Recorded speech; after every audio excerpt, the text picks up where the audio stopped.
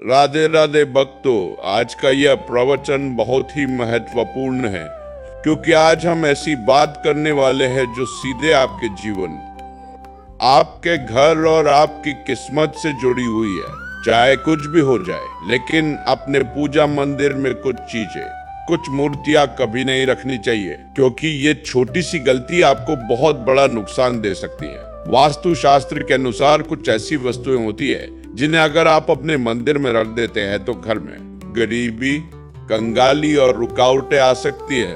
अब आप सोच रहे होंगे, हम तो रोज पूजा करते हैं, फिर हमारे साथ ऐसा क्यों हो रहा है? कई लोग हैं जो रोज पूजा करते हैं, दीपक जलाते हैं, अगरबत्ती लगाते हैं, मंत्र भी बोलते हैं, लेकिन फिर भी काम बनते बनते बिगड़ जाते हैं। घर में तनाव बना रहता है, धन की कमी बनी रहती है और फिर इंसान सोचता है भगवान मेरी सुनते क्यों नहीं। भक्तों, समस्या आपकी भक्ति में नहीं है, समस्या आपकी पूजा में भी नहीं है। समस्या है आपके पूजा घर में। हो सकता है आपने अनजाने में कुछ ऐसी चीजें रख दी हो जो नकारात्मक ऊर्जा पैदा कर रही है, और यही कारण है कि आपकी मेहनत का फल आप तक नहीं पहुंच पा रहा। एक बहन ने हमसे पूछा था, गुरुजी हम पूजा तो बहुत करते हैं लेकिन हमें उसका कोई फल नहीं मिलता, बल्कि जितनी मेहनत करते हैं उतनी ही परेशानियां बढ़ती जाती है। भक्तों, ये सिर्फ उस बहन का सवाल नहीं है, ये हर उस इंसान का सवाल है जो सच्चे मन से पूजा करता है। आज के इस प्रवचन में हम जानेंगे कौन सी 7 चीजें मंदिर में नहीं रखनी चाहिए, कौन सी 5 चीजें जरूर होनी चाहिए, दीपक जलाने का सही तरीका, शंख और घंटी कब बजानी चाहिए, और सबसे जरूरी क्यों आपकी पूजा का फल रुक जाता है। हमारे शास्त्रों में कहा गया है, घर का मंदिर घर की ऊर्जा का केंद्र होता है।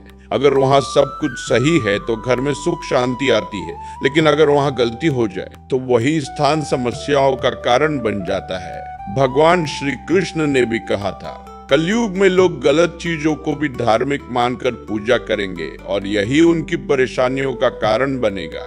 आज हम वही गलती कर रहे हैं। जो चीज हमें धार्मिक लगती है हम उसे मंदिर में रख देते हैं बिना यह जाने कि वह सही है या गलत।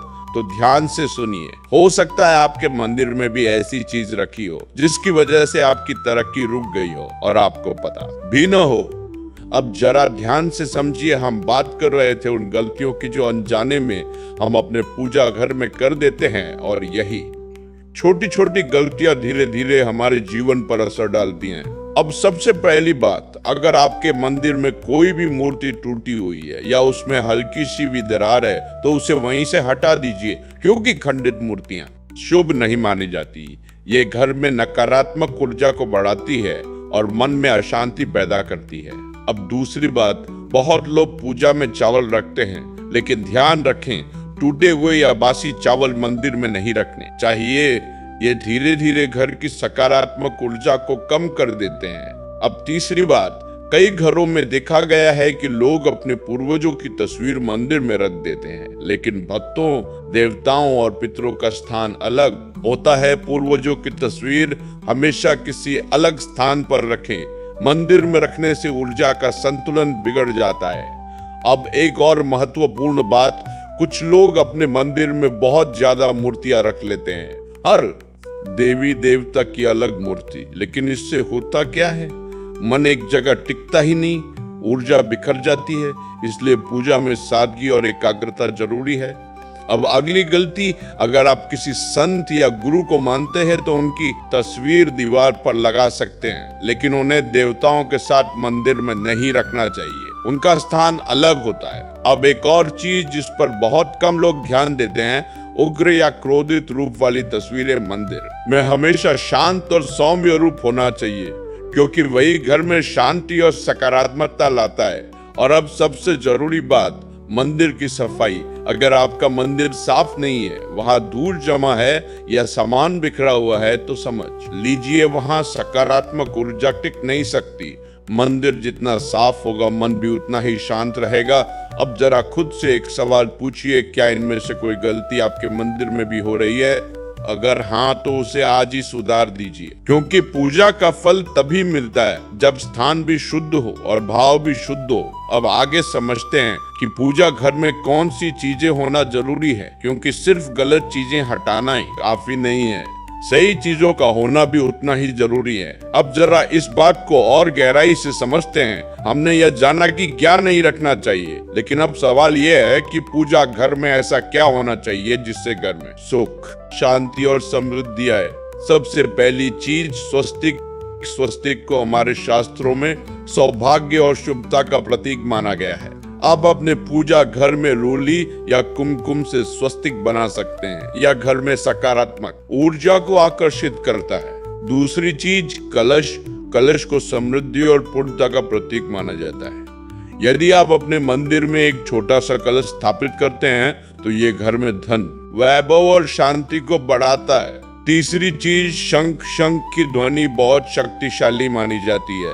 जब शंख बजता है तो आसपास का वातावरण शुद्ध होता है, नकारात्मक ऊर्जा दूर होती है और घर में सकारात्मक कंपन फैलते हैं।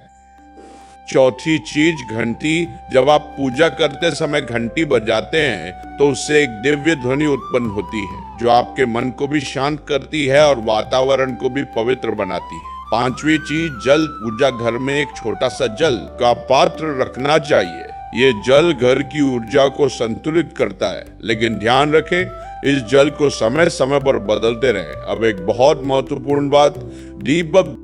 दीपक जलाना पूजा का सबसे अहम हिस्सा है, लेकिन इसे सही तरीके से करना बहुत जरूरी है। दीपक हमेशा भगवान के सामने रखें और कोशिश करें कि सुबह और शाम दोनों समय दीपक जरूर जलाएं। घी का दीपक बाएं तरफ रखें और तेल का दीपक दाएं तरफ। ध्यान रखें टूटा हुआ दीपक कभी भी इस्तेमाल न करें। और एक बात, घी और तेल का दीपक एक साथ नहीं जलाना चाहिए। अब दिशा की बात, दीपक का मुख हमेशा पूर्व या उत्तर दिशा की ओर होना चाहिए। ये दिशाएं सकारात्मक ऊर्जा को बढ़ाती हैं। अब जरा एक और बात समझिए, जब आप दीपक जलाते हैं तो केवल दीपक ही नहीं जलता, आपकी श्रद्धा, आपकी भावना और आपकी ऊर्जा भी जागृत होती है। इसलिए दीपक जलाते समय मन को शांत रखें और भगवान का स्मरण करें। अब जरा पूरे मंदिर को एक बार अपने मन में देखिए।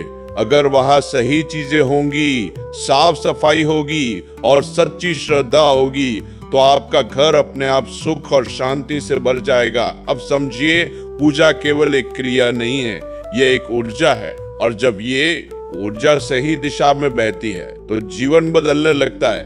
अब आगे एक और जरूरी बात समझते हैं। पूजा करते समय कुछ नियमों का पालन करना भी जरूरी है, क्योंकि बिना नियम के पूजा का प्रभाव कम हो जाता है। अब अंत में कुछ ऐसे नियम समझ लेते हैं जो आपकी पूजा को पूर्ण और प्रभावशाली बना देते हैं। सबसे पहली बात, जब भी आप पूजा करें तो आपका मुख हमेशा पूर्व दिशा की ओर होना चाहिए। यह दिशा शुभ मानी जाती है और इससे सकारात्मक ऊर्जा का प्रभाव बढ़ता है।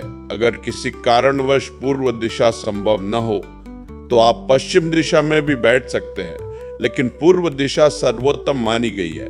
अब स्थान की बात, कभी भी अपने पूजा घर को सीढ़ियों के पास या बहुत शोर वाले स्थान पर ना बनाएं। पूजा का स्थान हमेशा शांत और पवित्र होना चाहिए, जहां आपका मन अपने आप स्थिर हो जाए। अब भगवान के आसन की बात, जहां आप बैठते हैं, भगवान का स्थान उससे ऊंचा होना चाहिए। कभी भी भगवान की मूर्ति सीधे जमीन पर ना रखे, इससे श्रद्धा और सम्मान दोनों बने रहते हैं।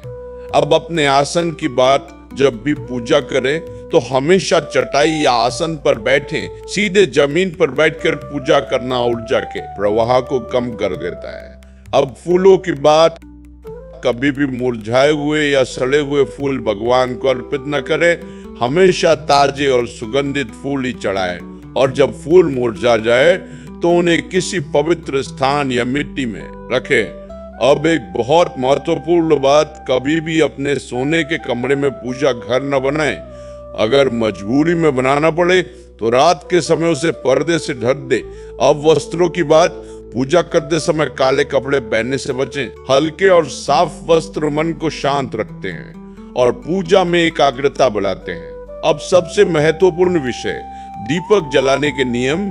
दीपक को हमेशा भगवान के सामने रखें। सुबह और शाम दोनों समय दीपक जलाना शुभ माना जाता है। ध्यान रखें, खंडित दीपक कभी न जलाएं। घी और तेल का दीपक एक साथ न जलाएं। घी का दीपक बाईं तरफ रखें और तेल का दीपक दाईं तरफ। दीपक की बाती का मुख हमेशा पूर्व या उत्तर दिशा की ओर होना चाहिए। कभी भी दीपक को पश्चिम दिशा में न रखें। अब एक छोटी लेकिन गहरी बात, जब आप दीपक जलाते हैं तो केवल रोशनी नहीं होती, आपके घर में ऊर्जा का प्रवाह बदलता है। इसलिए दीपक जलाते समय मन शांत रखें और भगवान का स्मरण करें। अब अंत में एक बार अपने मंदिर को ध्यान से देखिए, क्या वह साफ है, क्या वहां सही चीजें हैं, क्या आपकी भावना सच्ची है। अगर हाँ, तो समझ लीजिए आपकी पूजा अवश्य फल देगी, क्योंकि पूजा केवल एक क्रिया नहीं है, यह एक भावना है। और जब भावना सच्ची हो तो भगवान तक पहुंचने में कोई रुकावट नहीं आती। इसी विश्वास के साथ अपने जीवन में सकारात्मकता, शांति और समृद्धि को आमंत्रित करें। राधे राधे।